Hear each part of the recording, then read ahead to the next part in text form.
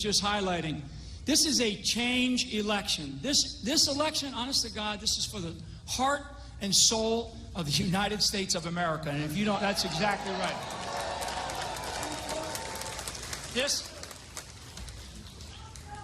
is such an incredible moment in the history of our country when we think about what we're up against, what we're facing. The deficit of leadership in Washington, D.C. is unbelievable. It's unprecedented. When you look at the things that are going on all around the world right now, when you look at the problems that we're having right here in this country, when we talk about illegal immigration, we don't even know the numbers of illegal immigrants in this country. When people start to talk about all these undocumented is a politically correct way of saying illegal, and we have got to stop that. We have got to stop that. We have, and I always like to call these people out because we have so many of them in these audiences, and that's our law enforcement professionals who are here tonight. And let's give them a big round of applause.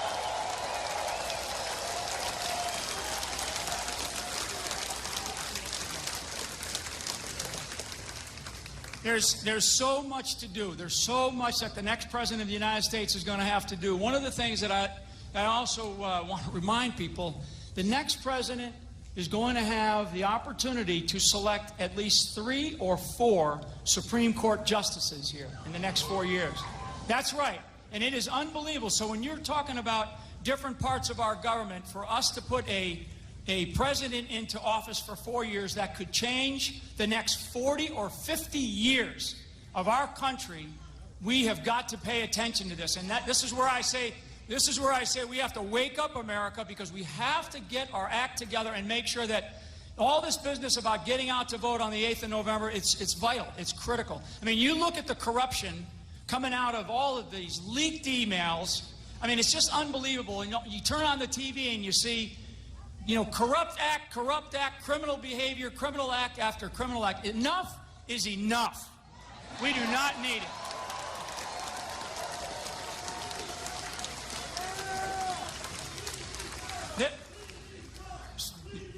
I love it. You're right. We do. You know what we need? We need big, tough, decisive, smart, savvy leadership.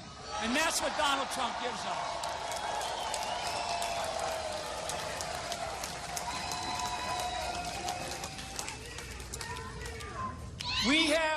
Think about it. Think about what's going on. And I just to describe the world a little bit. Look at what's going on. The mess in Syria, Iraq. We've had something called the Houthi rebels firing missiles at United States Navy warships. I mean, when has that happened? And then what's our response? I don't know. I can't stand up here and tell you that we have any sort of committed response. I mean, this is unbelievable. This is unprecedented, because we have been leading from behind, which means we're following. And the United States of America will never follow, should never follow.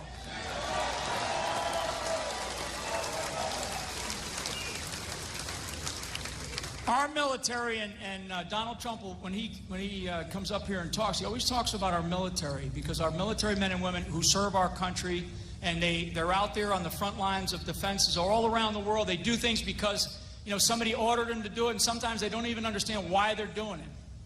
And I'll tell you, it's unbelievable. And so we have such a depleted military these days. I mean, our Army is smaller than it was around World War II. Our Navy is as small as it was since World War I. Our Air Force is in the worst shape. We have our aviation. The aviation in our military is having to go to these boneyards to get spare parts. I mean, come on, this is the United States of America. This is not a third world country.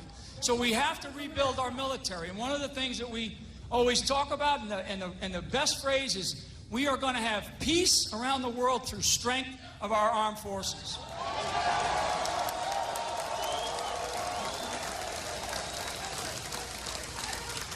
USA, there you go. USA, USA, USA, USA, USA, USA, USA. Exactly. Veterans for Trump. There you go, right there. Beautiful. Thank you so much. Thank you. Yeah, I'm a veteran. I'm no longer deplorable, but I'm a veteran for Trump. I don't, for a few days, for a few days I was deplorable, I was irredeemable. In fact, I've been irredeemable my whole life. But actually, today I stand up here and I am heart and soul for Donald Trump, for the President of the United States of America.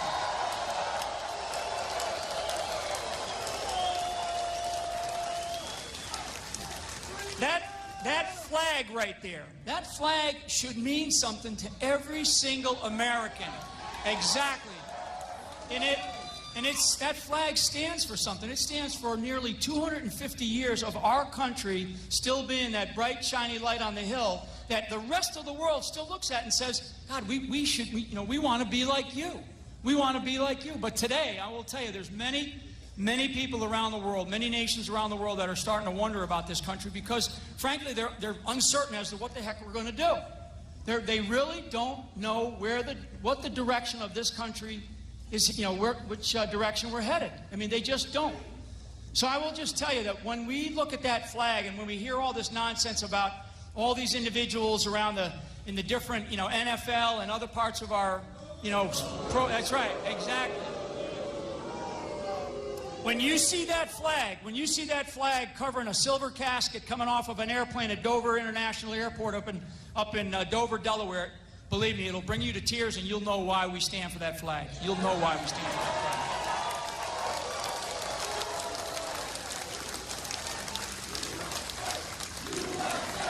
There you go.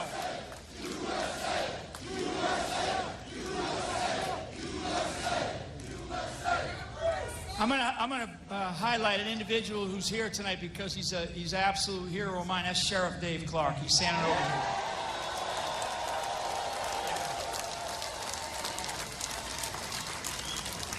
Awesome. I mean, if there is an individual in our country that represents the rule of law and represents those blue lives who matter, it's Sheriff Dave Clark.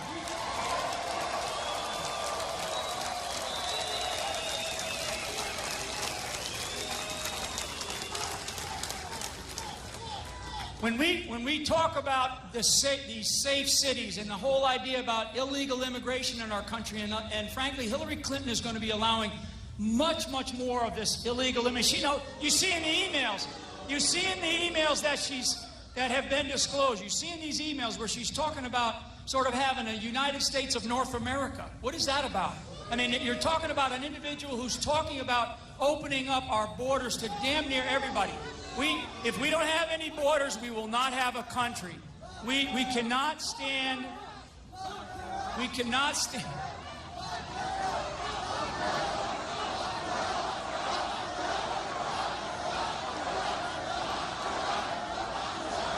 My angry face.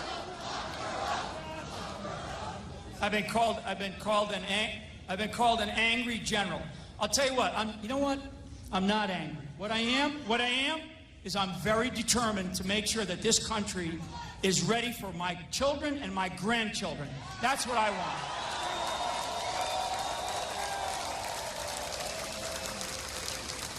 And I'll tell you what, when I look around here, there's a lot of young people here, and I deeply appreciate all the young people that are here tonight. The millennials, right? The millennials. I mean, this is honestly for all the people that are sort of in my category and above, age-wise. This election is important, and we know it's important. But it's important not for us as much as it is for the people who are younger, the kids, and frankly, even those children that can't vote yet because they're not 18 yet. I mean, when I talked about the Supreme Court, when we talk about the laws, when we talk about our Constitution, when we talk about all the things that our country was made for, designed for, what it does today for the world, we cannot have Hillary Clinton in the White House, period. I mean, it's amazing, and Donald Trump is going to talk a little bit about some of these issues here tonight when he comes out here. You look at what is the media covering. The media covers exactly, and they know it. They know it. I mean, no,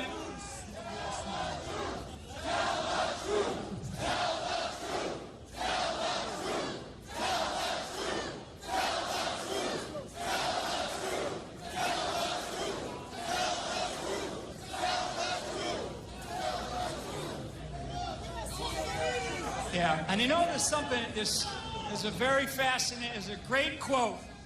There's a great quote.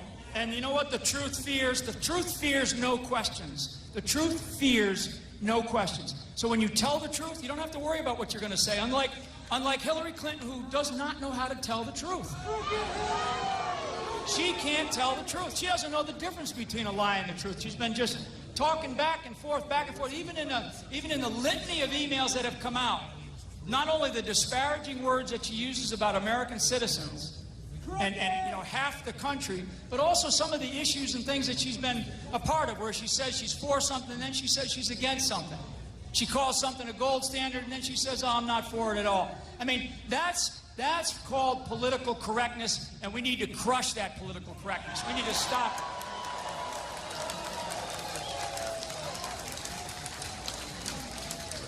I can tell you from a military perspective, and frankly from a law enforcement perspective, because it's the same thing. And the sheriff knows this, and many of our law enforcement professionals around this country know this. Political correctness, I can tell you that political correctness on the battlefield gets people killed. Political correctness in our streets gets people killed. And we cannot have that. We have to protect. We have to cherish. In fact, one of the biggest advantages that our country has is something called the rule of law. And the rule of law is protected by our law enforcement professionals. It is an unbelievable thing that we have like no other country in the world. It's this thing called the rule of law. And you learn about it from the time you're a kid, when you're taught, hey, dial 911 and some cop is going to show up to help you. That's what our police forces do. That's what the men and women in blue do. They help us. They don't hurt us. But I will tell you, when you hear some of this nonsense coming out of Hillary Clinton, frankly, and some of the groups that she's supporting, this is unbelievable. We cannot have a person who thinks she's going to be the president of the United States or the commander-in-chief have this layer of political correctness that's going to cause people to die. We cannot have that, because it will. It will, and it has. You ask the people of San Bernardino out in California, when one of the individuals who knew something was happening, and she said, I didn't feel like saying something because I was afraid I was going to be called a racist. Give me a break. I mean, we cannot have that. We cannot have that. We just cannot have that. Okay. You got a great voice out there. Okay. One other thing. Healthcare. Healthcare is a big deal. It's a big deal, and Mr. Trump will talk a little bit about how he thinks about where healthcare ought to go. But you know, the Obamacare, and you're seeing it. You're seeing it every day. It's crushing. That's right. It's crushing. It's got to be eliminated, and something else has got to be brought in, and he'll talk a little bit about that. But I will tell you before I step off and get Mr. Trump out here in a little bit. We lack trust, and the best way I can put this is because I really believe in this issue of trust. We lack trust between the federal government and the people of America. Okay, we do. And that trust comes out of the executive branch, where the White House kind of leads it, right? So there's the lack of trust is unprecedented. It's unprecedented in our country right now. And it also comes out of Congress. I'm not going to give Congress a break on this. It comes out of Congress as well. The lack of trust, and part of it's because they've been just BSing us for so long. It's unbelievable. I mean, we have to bring trust back to Washington, D.C., as it relates to you, the American public. I mean, if there's one thing that Donald Trump has put his finger on, is this deeply underappreciated, I mean, literally millions of Americans who just feel like, hey, Washington, D.C. just doesn't get it. And I'm telling you, they don't get it. And on the 8th of November, Washington, D.C. is going to get it.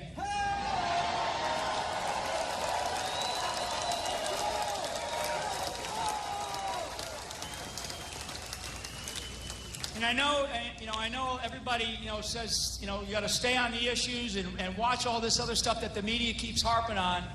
And you're right. I mean, to a degree, you're right. But there is an assault. There is a barrage attack going on right now by the media against Donald Trump. It's unbelievable.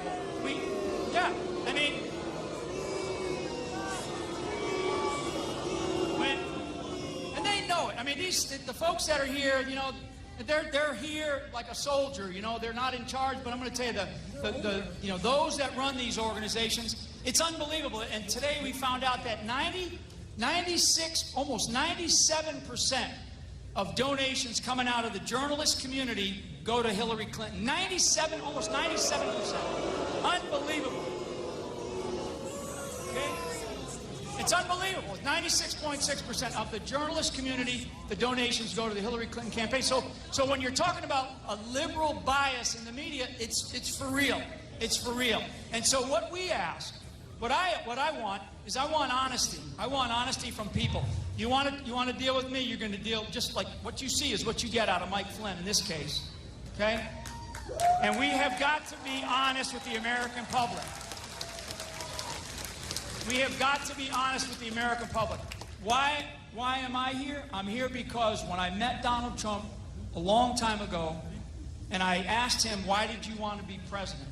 And he told me, he said, because look, I've got a family, I've got kids, I'm looking at this country, the country's given me so much, and I want to try to help. I want to take what I know. I want to take the leadership that I have, and I want to take what I've built, and I want to be able to turn that into this country and move our country forward. Exactly. So I know he's going to be out here in a couple minutes. I know he's just wrapping some things up, so when he does come out, somebody will announce him here, and it will be very shortly, because I know folks have been standing here, and I'm up here as fodder because I know we still have some people coming into the door. So I just want to thank all of you, one, for what you do, for every day that you do it. Please, and I am, because I cannot fathom anyone other than Donald Trump being the next president of the United States. I can't fathom it.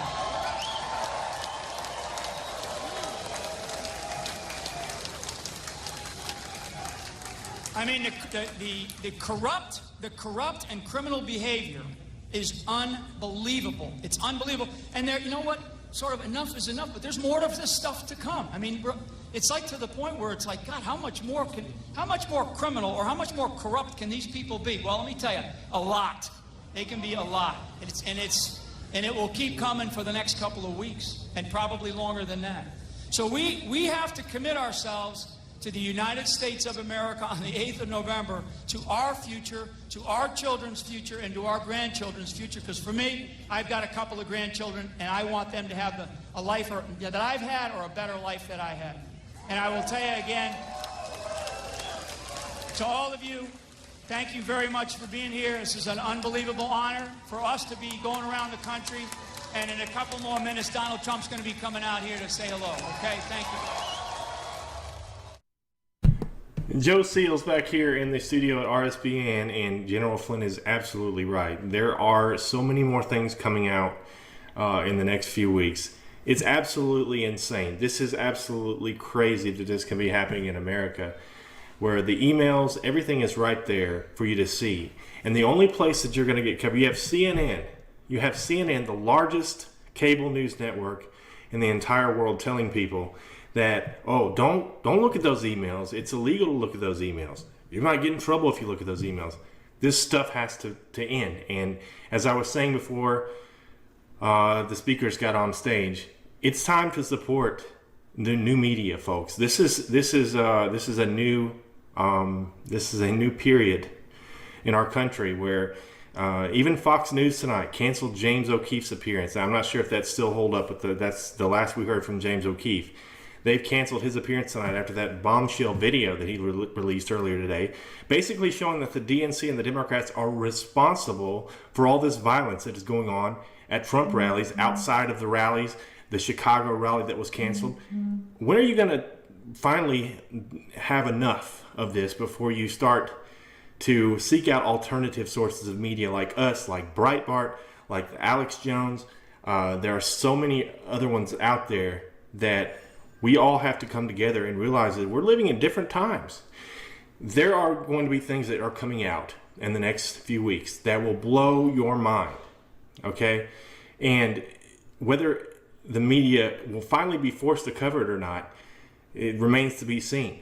But as Matt Drudge said in a tweet a couple of days ago, the media can't cover this because so much of it involves them.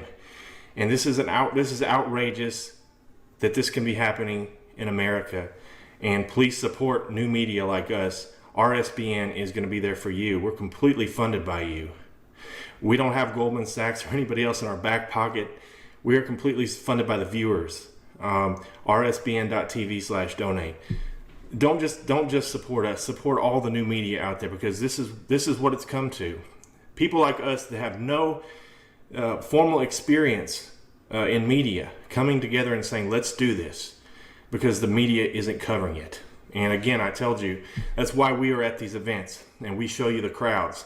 And we can't be there tonight because, again, I said before, I can't tell you the exact reason, but we will be in Las Vegas on Wednesday night.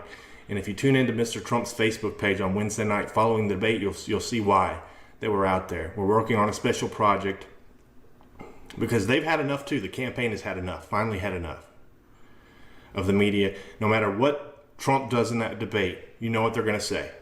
Well, he outperformed expectations, but the polls show that Hillary Clinton still won the debate. There's plenty of ammunition for Trump to use Wednesday night, plenty. And it's a crucial night. You can watch the debate live on rsbn.tv. And please tune in to Donald Trump's Facebook afterwards, and we'll have something special for you. Thank you, everybody, for the support. We'll play some music for you until Mr. Trump comes to the stage. Again, Wayne Dupree right now, our host, at 9 p.m. Eastern, is holding an AMA with the folks over at Reddit. And again, I want to say this. People at Reddit have stepped up. Okay? People on message boards are the ones doing the media's job. If you're not outraged by this, I don't know what would outrage you. I mean, it was the people at Reddit that uncovered the issue with, what's that guy's name that was in charge of Hillary Clinton's server, that found that he actually asked for advice on how to wipe the thing. Okay? This stuff is incredible. All right? People like that are the ones who are doing the job of the media. And we want to grow and be relevant after the election, so please support us at rsbn.tv/donate. Tune into the Wayne Dupree AMA right now if you want to while you're waiting on Mr. Trump, or afterwards the Wayne Dupree Show at 9 o'clock Eastern Time right here on RSBN.